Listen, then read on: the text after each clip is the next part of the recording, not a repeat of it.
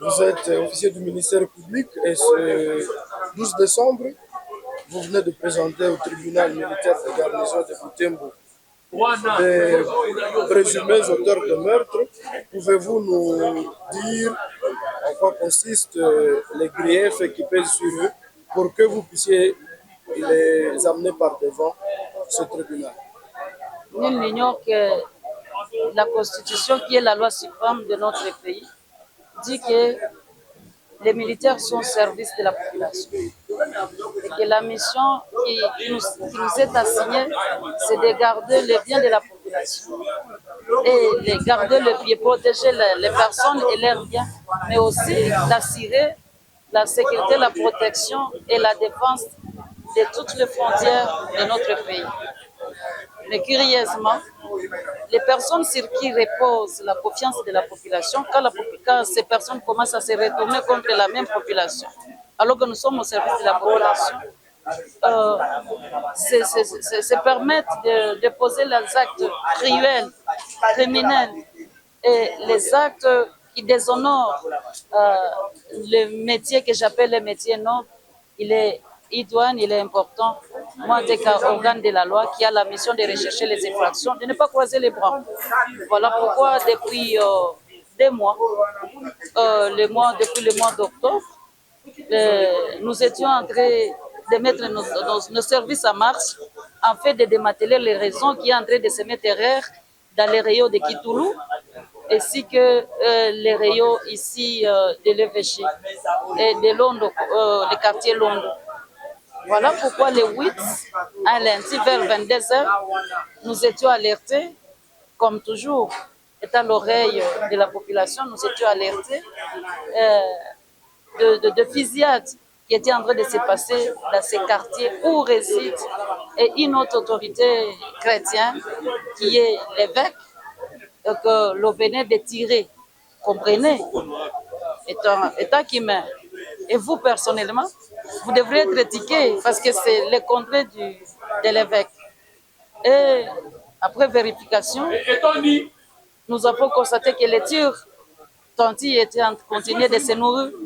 Nous avons appelé les services qui a la charge de la patrouille, qui était le CCO, et arrivé au pont Kijeki, il y a eu échange de tirs entre les criminels et les services légalement reconnus, qui était la police, qui était venue en intervention. Et un bandit, Mbouyi, était arrêté par balle et la police n'avait pas voulu. Les services qui étaient venus en intervention étaient sages.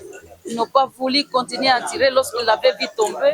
Et après qu'ils aient constaté que c'est un compagnon d'armes, ils l'ont récupéré pour l'amener à l'hôpital. Et nous avons suivi à l'hôpital pour essayer de comprendre ce qui était en train de se passer. Et voilà, après une enquête superficielle, bien évidemment, avec nos OPJ, il a été constaté qu'il y a une liste de 7 militaires de 34 et 16 régiments qui étaient les hôtels de ces affres que nous sommes en train de décrire dans ces rayons de Londo. Et il était question qu'aujourd'hui, nous puissions les présenter à procédure de flagrance afin d'essayer d'assouplir, de gagner encore la confiance entre l'armée et la population de Butembo. Parce que vous allez comprendre que depuis les audiences de Kitoulou, la confiance de la population envers l'armée commençait à se nourrir encore d'espoir. Mais à un moment, nous avons compris que tout ne marchait pas. C'était pour les meurtres.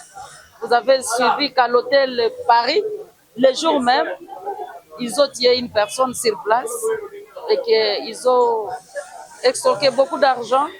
Il y a même la voisine de là qu'on est en train de tenir l'audience à Foraine, qui était aussi victime au mois d'octobre et qu'elle vient de retrouver son téléphone et sur les téléphones volés. Et voilà donc, c'est vol à main armée, extorsion, meurtre, association de malfaiteurs, violation des consignes. Vous avez vu même l'épouse des militaires aussi. Alors, un chapelet d'accusation, est-ce que vous, ministère public, qui êtes avocat du peuple, vous y êtes préparé conséquemment pour convaincre le tribunal? Un militaire, c'est quelqu'un qui est prêt à tout. Il est prêt quand c'est drill jaune, quand c'est drill vert, quand c'est tout est rouge, car. Le militaire est prêt à tout. Donc, étant que ministère public, chaque jour, chaque minute, chaque seconde, on est prêt à tout. À toute éventualité, pour faire face à toute éventualité, il ne faut pas qu'on s'y prépare parce qu'on est militaire. Voilà, pour terminer, quel message vous avez tous aux habitants en termes d'appui à apporter à l'organe de la loi pour que chaque criminel, qui qu'il soit, qu'il réponde de ses actes? Je suis en train de nous interpeller tous, que ce soit nous de la sécurité et la population, parce que c'est la population qui vit avec les criminels. Il y a ceux qui les logent, qui sont leurs bailleurs, il y a ceux qui